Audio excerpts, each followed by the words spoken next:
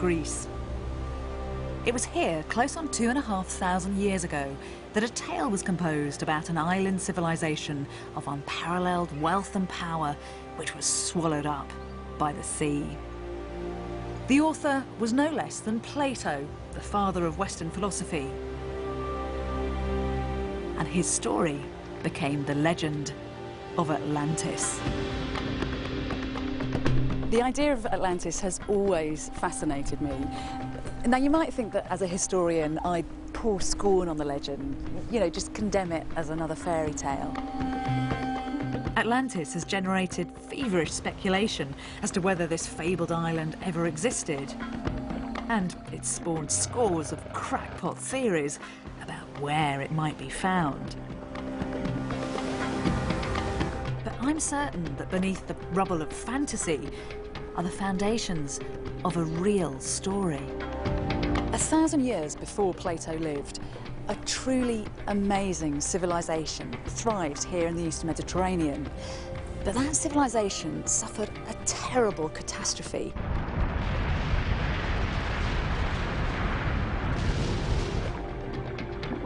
Brand new scientific evidence shows us that disaster was at least twice as large as previously thought.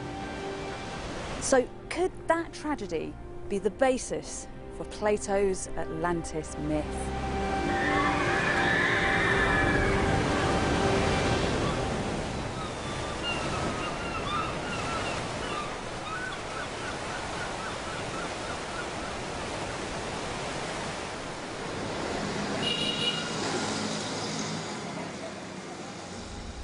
When you say the name Atlantis, what often springs to mind is a lost underwater city or a mythical utopia.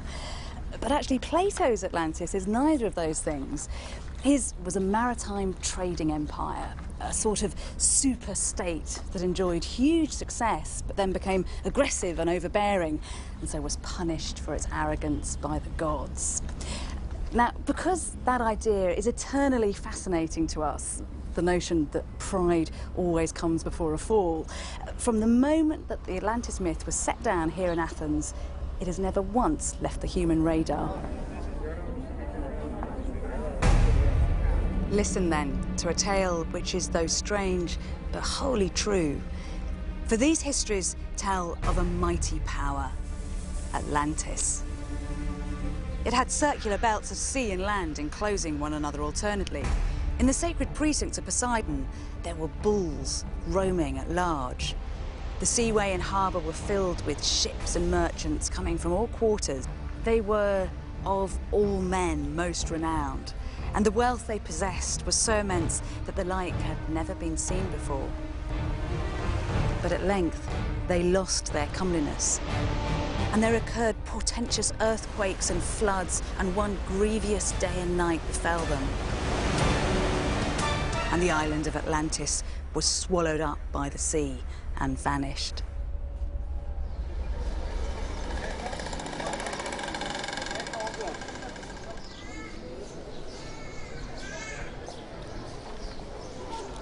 Atlantis is an allegory, a morality tale. Plato wrote it as a warning to his fellow Athenians that wealth and power lead to destruction if they are not grounded in virtue. But Plato's description of Atlantis is so rich in specific detail that I think he picked up on stories he'd heard and transmitted a fantastical version of something that once existed. But he is in the streets, he's chatting away, he's picking up ideas, he's... Angie Hobbs is an expert on Plato. In return for a historical tour of his world, I want to find out what she thinks about the roots of the story. I have a little treat for you. What are we about to see? We are about to see... I've been given special access to these new city centre excavations, a time capsule from Golden Age Athens. We're walking where Plato, Aristotle, all my heroes would have walked and chatted and argued and debated, and this is where it all began. It's actually quite moving. It is. A bit of Golden Age stone there.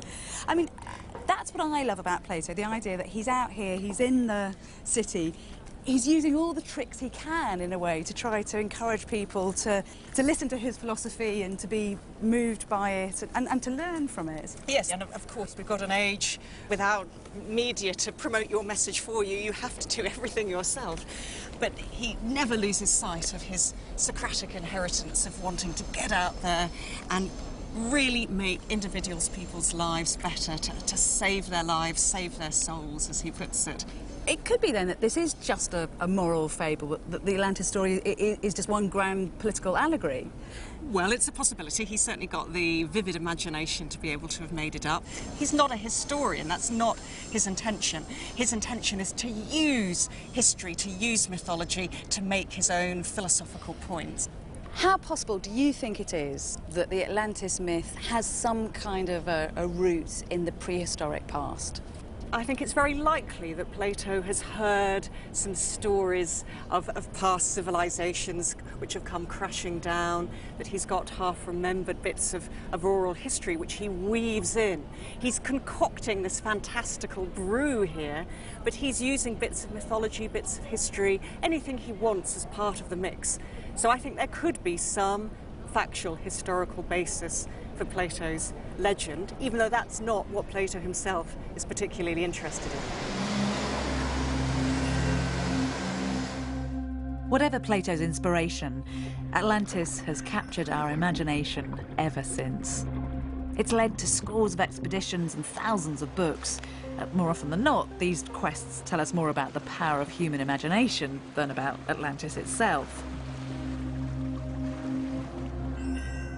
Some of the most bizarre Atlantis theories are based on the idea that human civilization has extraterrestrial origins. I try to prove that this planet has been visited by beings from outer space several times in antiquity. They made with our forefathers a kind of artificial mutation. And finally, these visits from outer space have gone into archaeological artifacts. However incredible Eric von Daniken's theory, he sold millions of books and persuaded many that Atlantis was an extraterrestrial colony. But Atlantis has also been used for more sinister purposes. Nazi leader Heinrich Himmler was convinced that the so-called Aryan master race was descended from the fabled Atlanteans, and that the missing link could be found in one of the most unlikely places.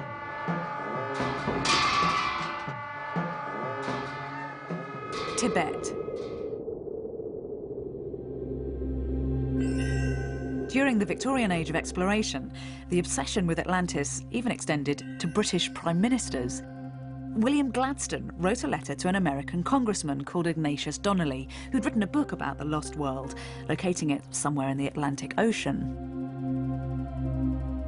Gladstone proposed a government-sponsored expedition to search for it there, but the Treasury rejected the proposal.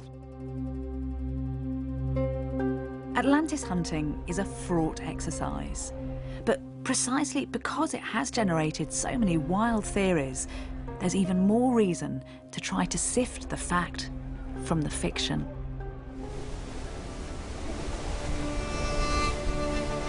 Fresh scientific evidence buttresses the idea that Plato's story was inspired by a real island and a real ancient civilization which was destroyed by a real natural disaster. The island I'm heading for is southeast of Athens. It's called Santorini, or Thera, as it was originally christened by the Greeks. The first thing that strikes you about Thera is its really odd topography. The land just juts straight out of the sea, and then you get these small islands ringed by water, which are then in turn cradled by that massive semicircle of land up there. Now, just listen to what Plato has to say about his Atlantis. There were circular belts of sea and land enclosing one another, some greater, some smaller. Now, of course, that in itself doesn't prove anything. I mean, there could be loads of locations all around the world that match this description. But nonetheless, this account and that landscape are really remarkably similar. This dramatic landscape draws thousands of tourists every year. But not all of them realise that they are actually sailing into the remnants of an enormous volcanic crater.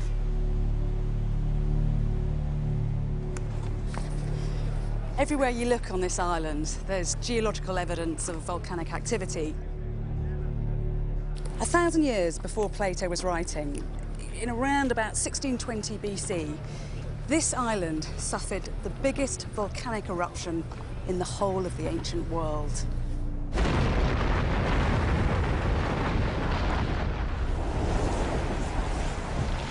And, you go out on deck and, wow, you realize, well, I'm up in the ship. One of the world's leading volcanologists, Haraldur Sigurdsson, recently led an expedition to the sea floor around Santorini.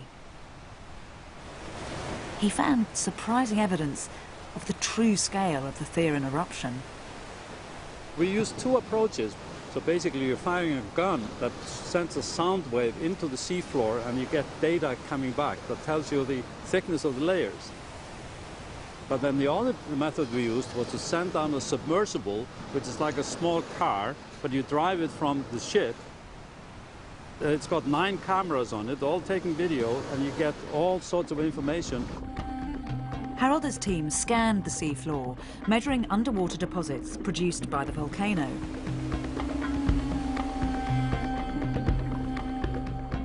We know that the eruption produced mostly pyroclastic flows.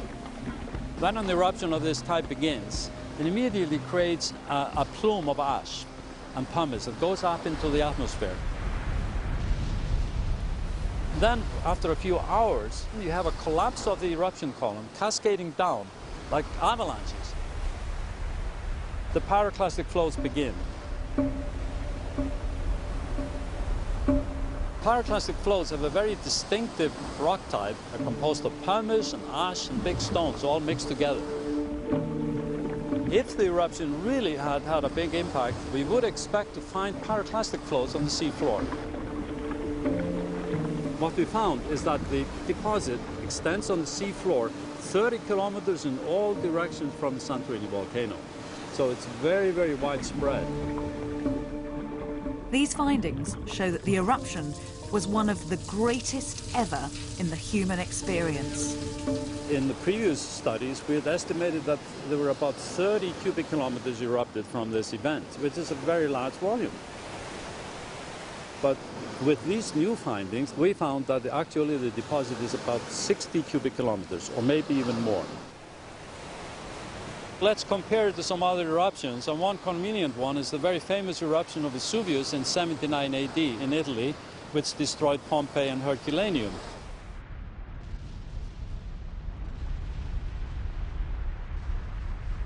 We know that the Vesuvius eruption was about 6 kilometers only, compared to 60 here. Another very famous eruption is the eruption of Mount St. Helens in the United States in 1980.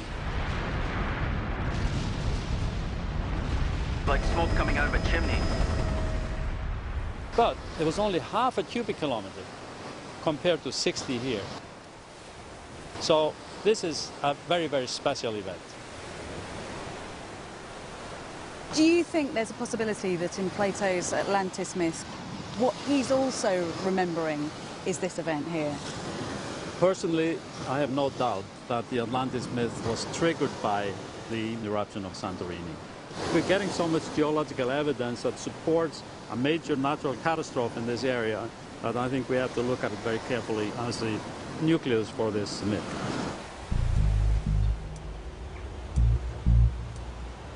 Plato's Atlantis was an island.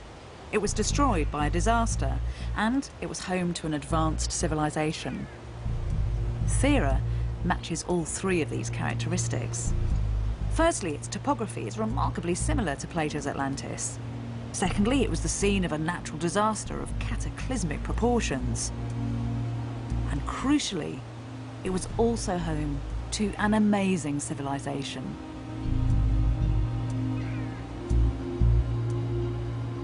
The eruption rendered the island uninhabitable for centuries, but as the landscape came back to life, people returned.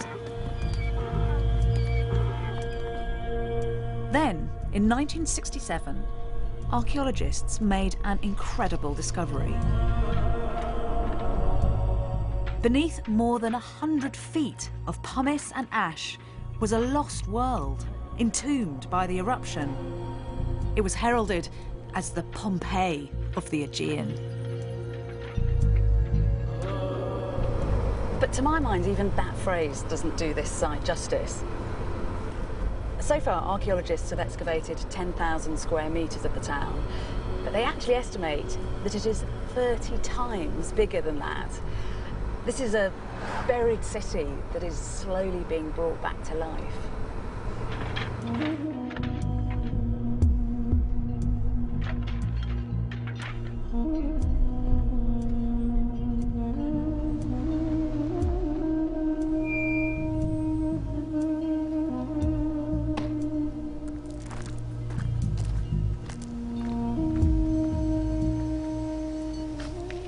In my opinion, Theran Bronze Age society is one of the most beguiling of all civilizations that ever walked the earth. And you've got to remember that we're talking about people who are living and working 3,500 years ago.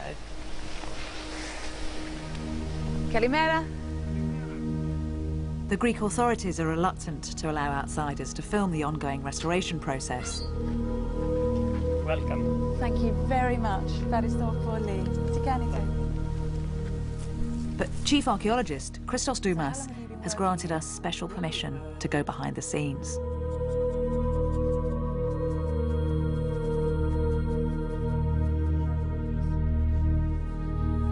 This treasure trove of artifacts provides a glimpse of the sophisticated world that the Therans once inhabited. We have the evidence that they were very sophisticated in inventing things, especially with pottery.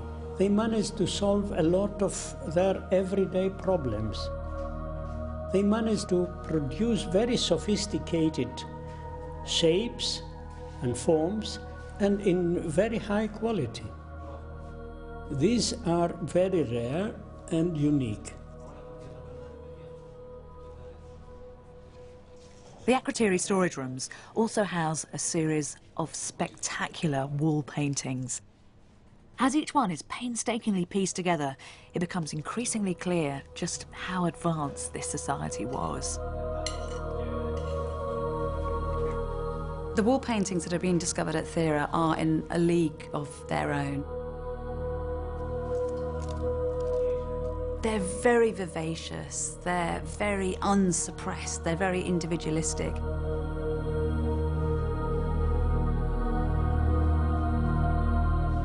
Compare that with the other art of the period, the beautiful art of Egypt, for example, and there you're looking at something which is much more monumental, much more formulaic, much more controlled.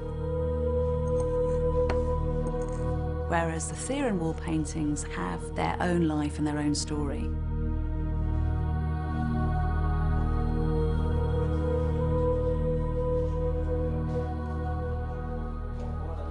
One of the things that you notice immediately about the wall paintings is that women are conspicuous not by their absence, but by their presence. In almost all of the figurative pictures, you'll find a woman there. And what's really interesting is that they are clearly of high status. Look at this beautiful girl. She's got exquisite gold hoop earrings, and her bodice has been coloured with that expensive saffron dye. She's actually offering saffron to this kind of superwoman, who I suspect is some kind of divinity, because she's got behind her a griffin, which was usually a sign of a goddess or a spirit. The contrast between these women from the Bronze Age and the women of Plato's day in 5th century Athens could not be starker. In Athens, women were second-class citizens. They were often not allowed out during daylight. They were only given half rations, and they were encouraged not to speak out in public. Whereas these girls from 1,000 years earlier, from the Bronze Age, they have respect, they have clout, and they clearly have standing in society.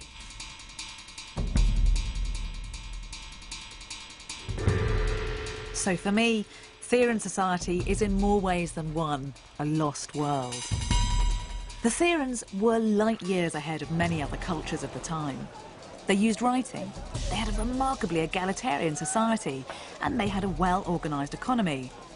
But there is one facet of this culture which ensured that Thera could never be forgotten, and which provides a direct parallel with Atlantis. Thera was the linchpin in a trading network that stretched between 3 continents: Europe, Africa, and Asia.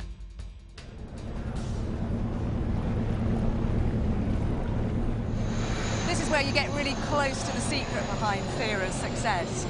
You cannot understand the Therans unless you understand their relationship to the sea. Back in the Bronze Age, it was the oceans that were the highways of the known world. And because Thera is so strategically placed, the people who lived here became masters of those networks of trade and communication. Plato describes Atlantis as a place where the harbour was filled with ships and merchants coming from all quarters. 3,500 years ago, Thera would have mirrored that description. It was an international trading hub with as many as a dozen languages, ranging from Minoan and Hittite to Egyptian and Canaanite, drifting out across the water between the boats. A record of this cosmopolitan world was captured on the most spectacular Theran wall painting of all, the Fleet fresco. It's thanks to this painting we have earned a lot of information about sailing, shipping and trade.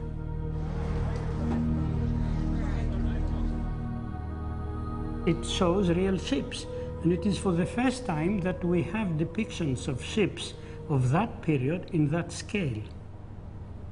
Does that mean that this is a new kind of ship that we're looking at here? Yes. We have the earliest representations of sailing ships. And presumably with this kind of inventiveness, the Therans are really succeeding when they go onto the oceans. They're actually managing to navigate routes that would have been impossible before. Yes, exactly.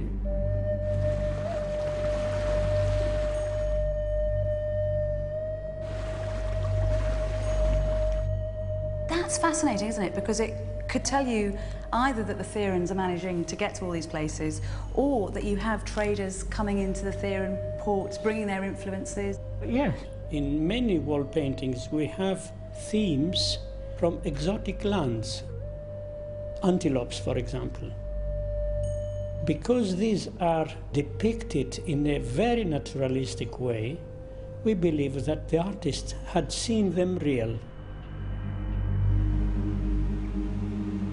Like the Atlanteans, the Therans were masters of the sea. And also like the Atlanteans, they harnessed the landscape to create an architectural masterpiece in town planning.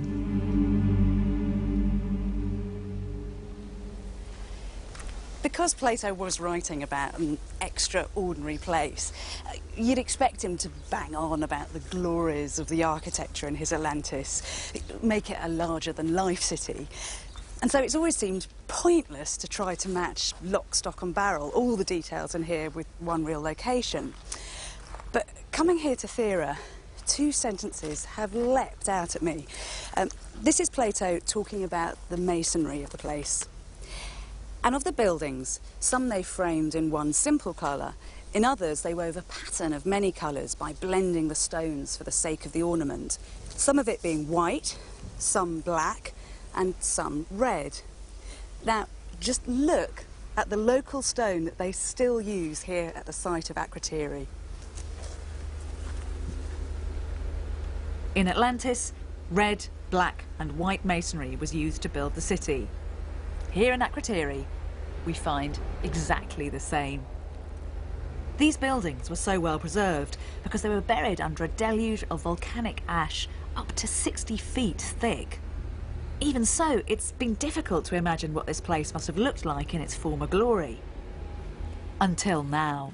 How many years have you been involved in Akrotiri? Quite a few. 30 years at least. Architect Clary Palivou has come up with a vision of Akrotiri in its heyday, before the eruption, when the buildings were intact. Oh, look at that! The first impression is really strong one. This is not any simple architecture that one perhaps would have made the mistake of imagining for a prehistoric time. It is a very sophisticated architecture, not just about meeting everyday needs or physical requirements like shelter or protection. It's much more. So you're not just looking at them as great achievers in technology, but you're actually walking into their lives and how they ran their world. Yes, precisely. There are so many things that one can stop and admire, and so many things that are there for the first time in the world. These people are building 2- 3-story buildings on an earthquake-sensitive region. And they are also building in a style of architecture that involves a lot of openings. We take windows for granted nowadays, but back then that was something very innovative. That's fascinating, because it's a very modern concept. When we employ architects now, we always go on about the light or give me a lot of light, but you're saying Exactly. this is what was happening in the Bronze Age. Yes. This is the architecture of an affluent society. This prosperity is shared by a large number of the members of the community. That is what makes a difference. It's not something that's kept only for the elite.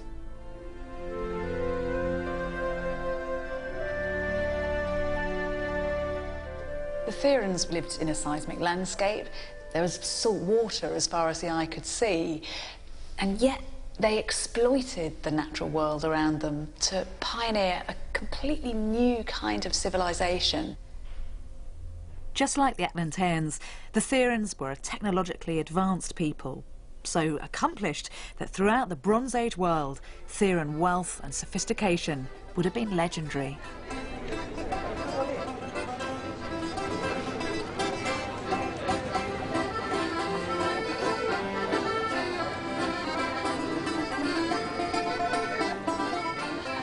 This is a feisty, advanced, strategically placed society. And yet, even with its amazing trading connections, you do ask yourself how Thera could punch quite so far above its own weight.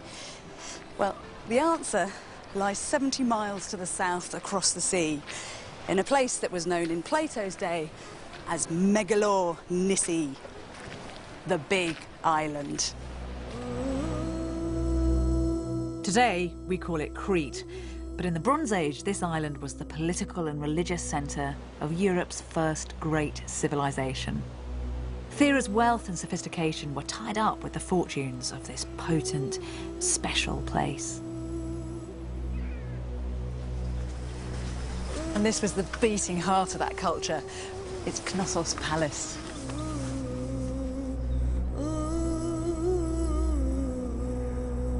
In its heyday, this was a vast administrative complex. It teemed with workshops, storage areas, and sumptuous wall paintings.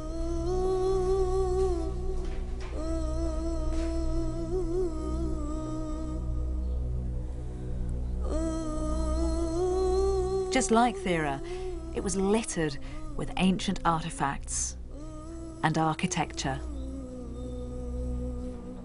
These ruins had lain buried for centuries.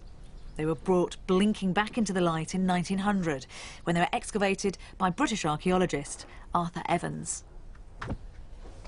All this reminded Evans of the Greek myth of King Minos. Minos was the great ruler whose wife had spawned a monstrous creature, a son who was half man, half bull. So Evans matched the myth to the reality and convinced himself that here he'd uncovered the site of the legendary labyrinth. And then he went a step further.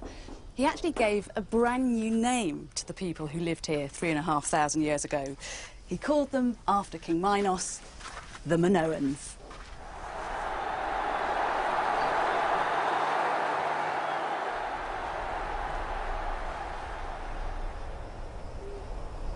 this is the most ancient site in Crete. And I want to get to the heart of why Thera had such a close relationship with Crete. So I've come here to meet archaeologist Colin MacDonald, a former curator of Knossos. I know that you've dug up some Theran pottery here on Crete. What do you think's going on there? Why do these two islands have such a close relationship? Well, first of all, you're quite right to say that it is a very close relationship. But Thera I see as being a kind of neutral trading point, a sort of nodal point in the Aegean, which was used by Crete, so that many of the traded items in Thera would have found their way down to Crete.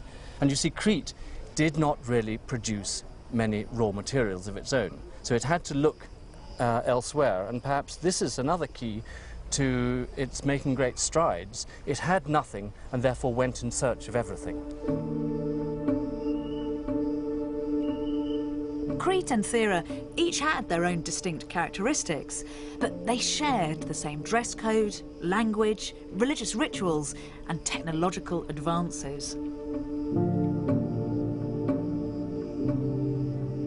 In a further link to Plato's Atlantis, they revered the same sacred animal, the bull. This beautiful relief shows a bull in mid-charge. Now, what you've got to remember about the bulls of the Bronze Age is that they were actually a species which is now extinct, called aurochs.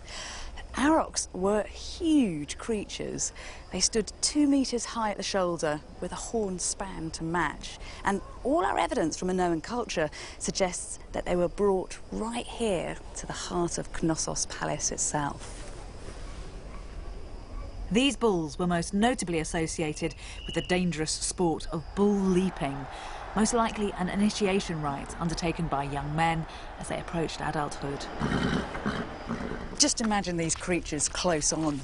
The hot smell of their breath, the flashing whites of their eyes as they slowly lumbered up here, ready to begin the ritual games up into the sacred central court.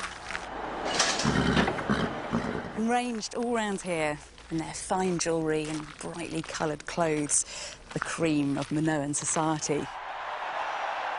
All protected from the sun by billowing canopies, waiting for the spectacle to start.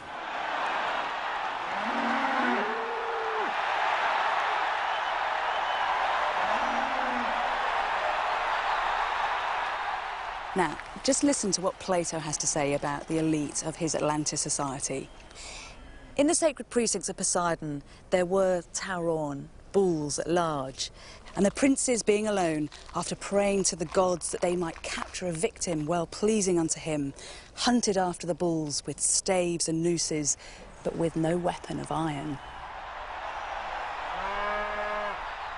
Now, this suggests to me that what Plato is writing about is a kind of garbled memory of the real bull leaping that happened here on Crete and back in Thera.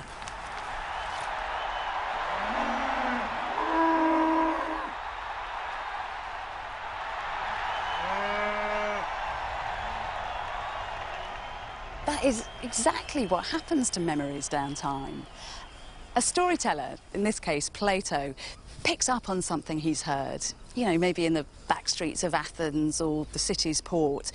Amazing tales of a long-lost civilization where men were equal to bulls, where palaces glittered and were then destroyed. And he uses those stories for his own purpose. It's definitely not history, but it is a very informal way of passing information down from one generation to another. It's almost history by accident, if you like. And to be honest, it's all the more valuable for that. But this beautiful, sophisticated society was sitting on a geological time bomb. And around 1620 BC, that bomb was set to explode.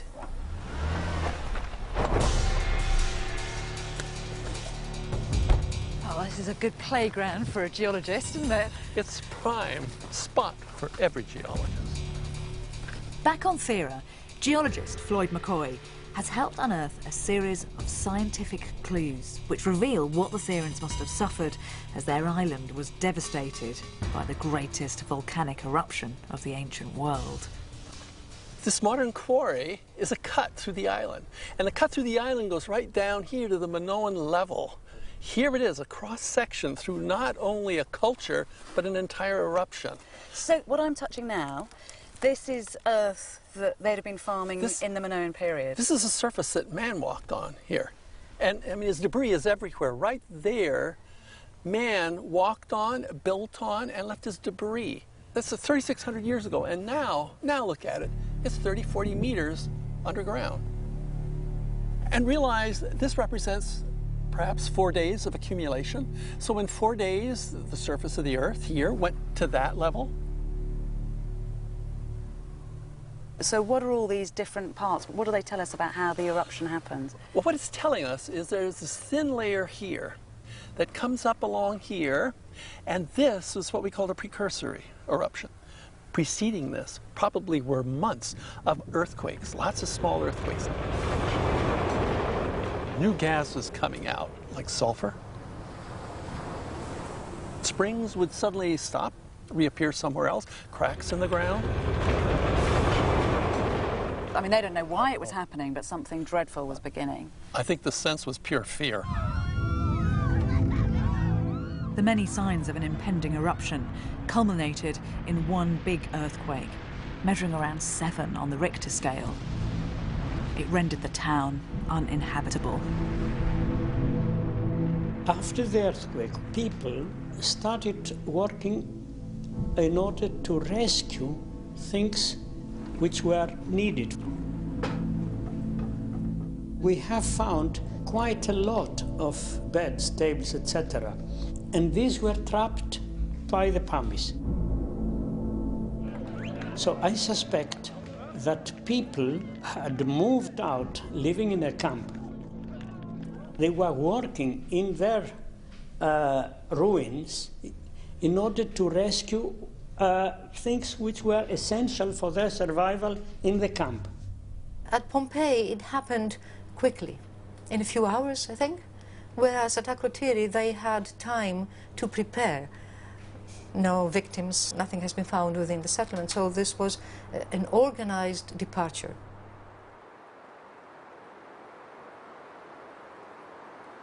There was one specific pot which was no different than the other, but the owner, for some reason, had wrapped it up with a piece of cloth which had survived, and I had sort of the vision of the person who, for some reason, was attached to this specific vessel and had tried to protect it with the hope of the return. Of course, they were familiar with earthquakes. An earthquake was not the end of the world. The end came after. The troubling earthquake was just a prelude to the main event. An eruption on a scale the ancient world had never experienced before.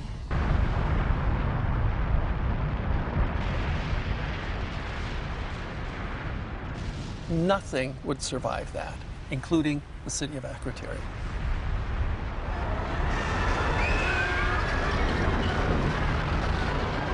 You'd be buried beneath the pumice. If that didn't happen, the pyroclastic flow would just grind you to little tiny bits. And if that didn't happen, then the fine ash would get into your lungs, block it up.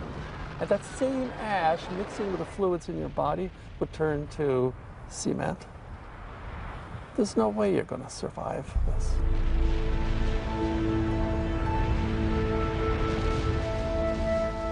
Since no bodies have ever been discovered, experts are now trying to establish whether the islanders managed to escape or whether they're still buried beneath the ash and pumice. I think it is stupid to say that they evacuated the island. When? Since they were working until the moment of the eruption. And were all the ships here? And how many ships could accommodate thousands of people?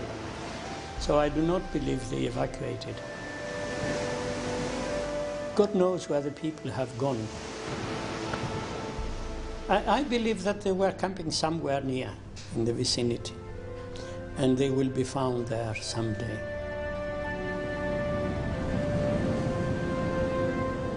It's a tragedy that's beyond any imagination.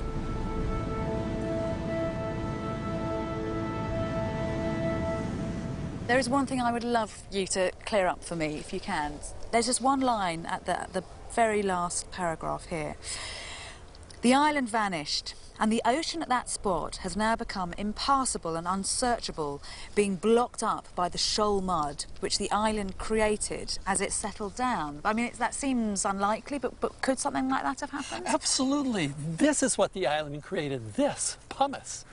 Pumice is the only rock that floats. Vast amounts of this stuff. Look at it here.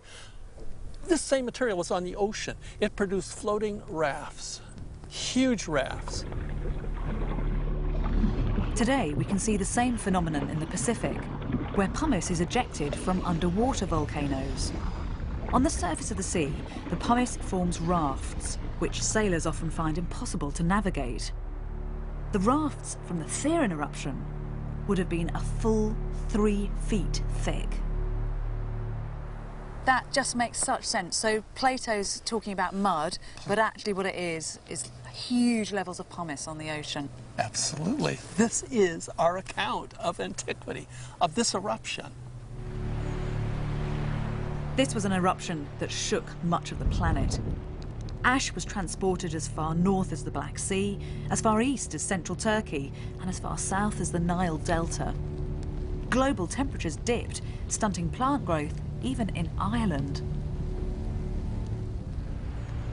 Closer to home, the eruption produced devastating shockwaves throughout the Aegean. Pyroclastic flows sped across the sea on a bed of superheated steam.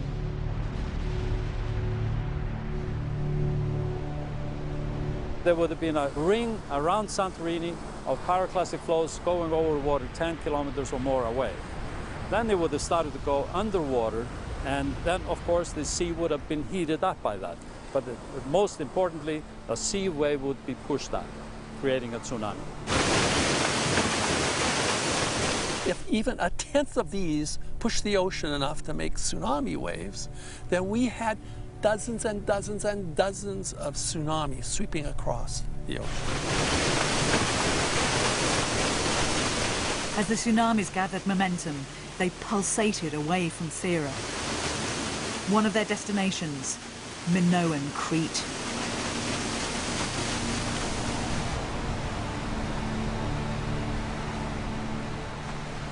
So what colour is it? I mean, what am I actually looking for here? We're looking basically for water-worn volcanic ash. Archaeologists Sandy McGillivray and tsunami expert Kostas Sinolakis are investigating the scale of the tsunamis by mapping Theran pumice on Crete's northern coastline. Here's some. Here's a piece there. Oh. It's so light, isn't it? Mm-hmm. Isn't that a bit of... That's Minoan pot, isn't it? Sure. That's part of a late Bronze Age pithos with this herringbone pattern on it. That's amazing, but I mean, of course, because it must have floated here, so... This is exactly what we like. I mean, floats and that comes out gives us an idea of how high the wave reached. Because this site has been undisturbed. This is why it's so important to us from the point of view of modeling. So the tsunami would have carried this up here to this headland? At least at this point. I mean, could have carried it further up and then could have washed down with the rain and with floods. But this gives us sort of helps us bracket the size of the wave right offshore. It's been estimated that the Theran tsunami rose at least 65 feet above sea level in places and travelled up to 5 miles inland.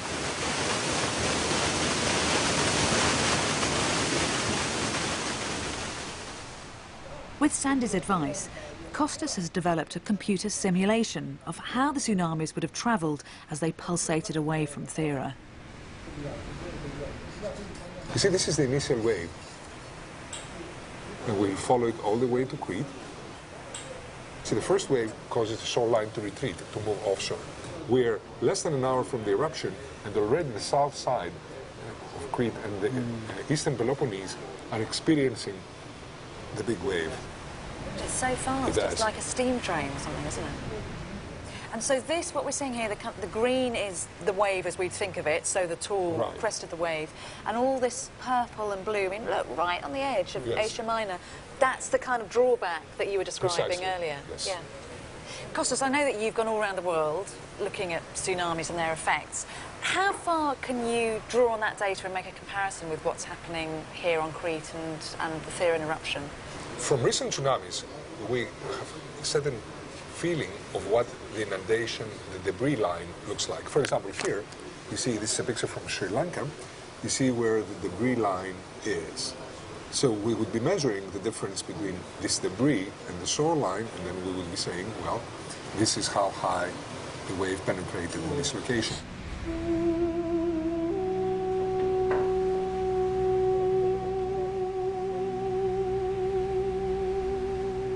In our view, the impact of the Minoan tsunami in Crete was very similar to the impact of the Boxing Day tsunami, the 2004 tsunami in Sri Lanka.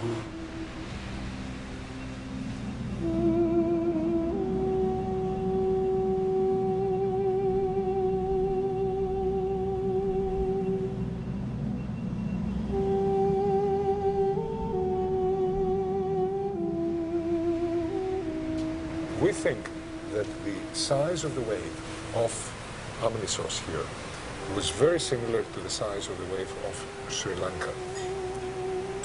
So this is a very good sort of analogy to try to visualize what it must have looked like to the Minoans, the wave coming in.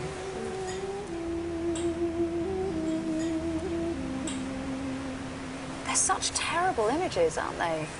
30,000 people died in Sri Lanka within a few minutes. So if you've got 70% of the population dying, what do you think, Sandy, that says about what happened to Crete? But because most people live along the coast, don't they? I think so. It was the city of Knossos, which is inland, but otherwise it's very much open coastline, unprotected harbors. And so the death toll would have been staggering, phenomenal.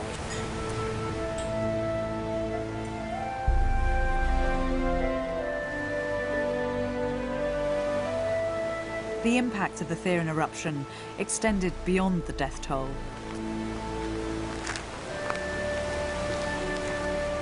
Minoan society was shaken to its core.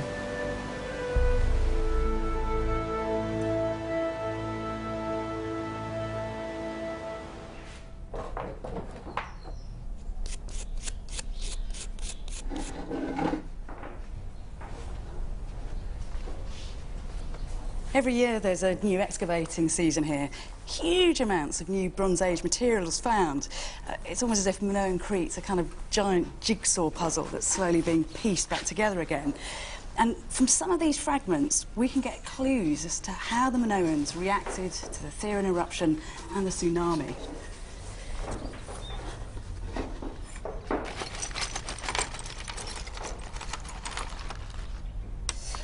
What starts to happen is that you get the pottery decorated in this really weird way. It's called marine style. And basically the surfaces of the pots are suddenly painted with slithering creatures from the deep. So you can see here you've got an octopus's tentacle above a rock with seaweed. There's a starfish. That's a conch shell. And this is a kind of giant shellfish. It's almost as if the Minoans are trying to placate or even kind of face down the sea demons that have suddenly arrived on their island.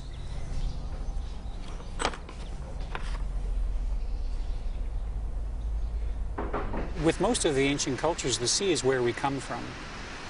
We rise out of the sea, and so the idea that this place comes back and devastates us is a very powerful message. The first thing they do after the tsunami is they rebuild the temples. Even in recent tsunamis, in 1998, there's a tsunami in Papua New Guinea. What is the first thing, devastating tsunami, what's the first thing that they do afterwards? Rebuild the churches. Why? And there are missionaries there. The locals felt that because it was a punishment from God for their impiety.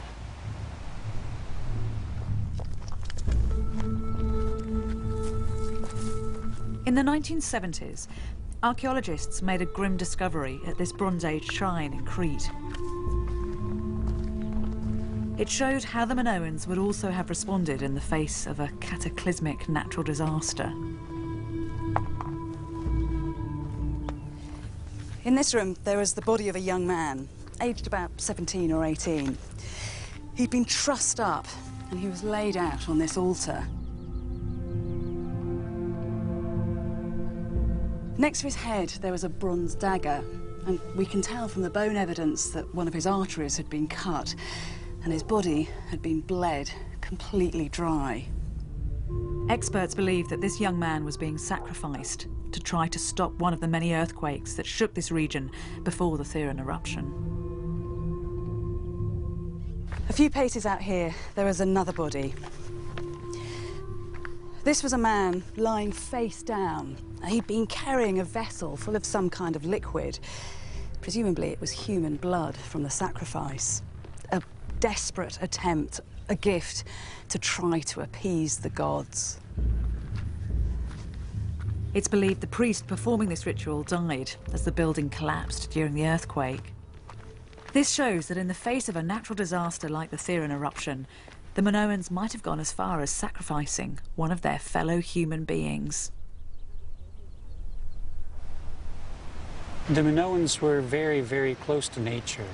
And so when something like this happens, you really become very circumspect.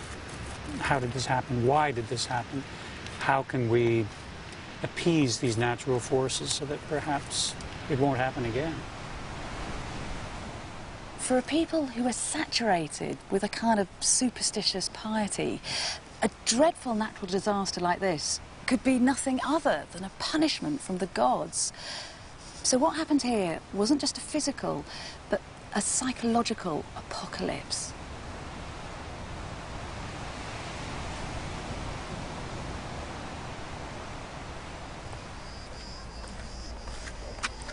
Now, this is a really significant symbol. Actually, you can only see it at this time of day when the sunlight starts to get low. What you've got here is the traditional mason's mark of Knossos. It's a double axe head. But just look what's been rammed into it. These are the prongs of a trident. Now, of course, the trident is the weapon of the almighty god of the sea, the deity that we now call Poseidon, the god that brought so much trouble to this island.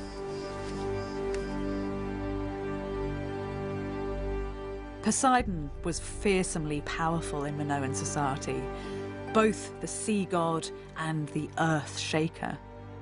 He could inflict devastating punishments at will. This is yet another strong link to the Atlantis legend.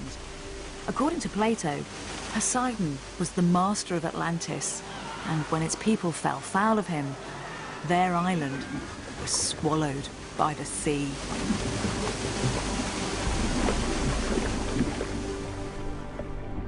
A 150 years after the Thera eruption, the Minoan civilization had all but disappeared.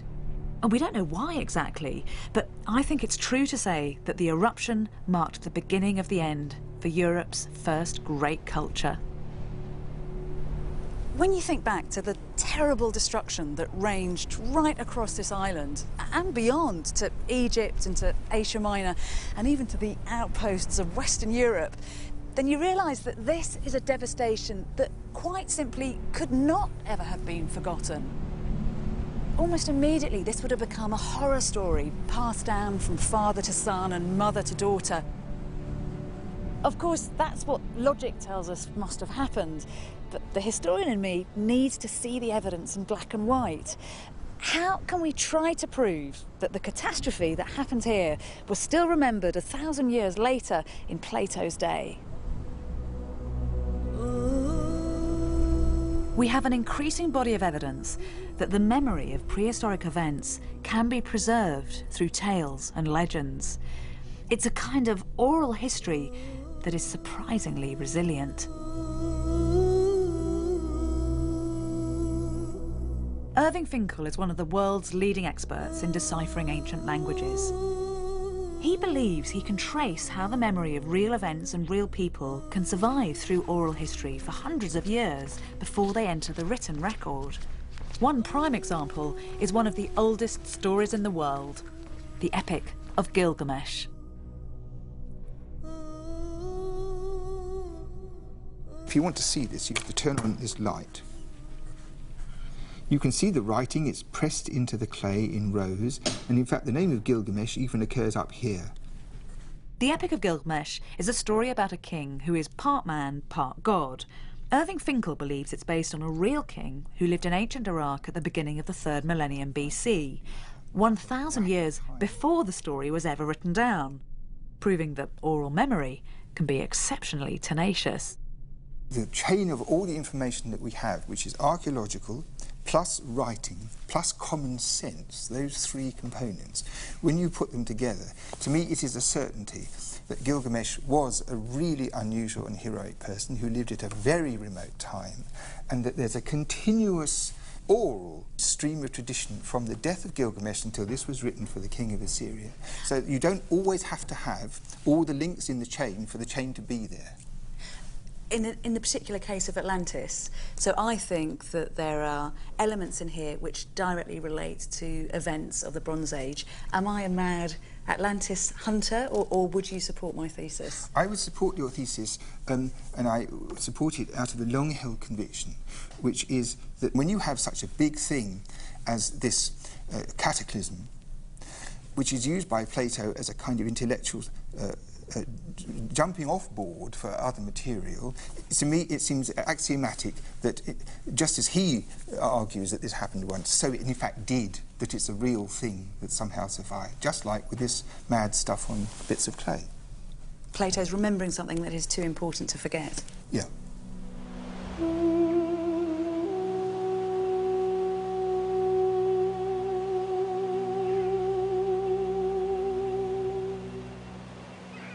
Plato's Atlantis myth sets down that all-too-familiar story of the rise and then the fall of mankind. He immortalised a great story and a great idea, one that still captures our imagination today. His account was first and foremost a moral fable. But there are numerous clues that Plato based Atlantis on an oral memory of Bronze Age Thera. The hard evidence shows us that here there was a sophisticated trading civilization that flourished and was then swallowed by the sea, ravaged by a disaster of legendary proportions. Surely this is the root of Plato's Atlantis legend. Legions of treasure hunters and pseudo-scientists have projected their dreams and desires onto the myth. But however beguiling the Atlantis of the imagination, it will never be as intriguing as the real place, the real event, and the real people of the Bronze Age that inspired Plato's magnificent tale.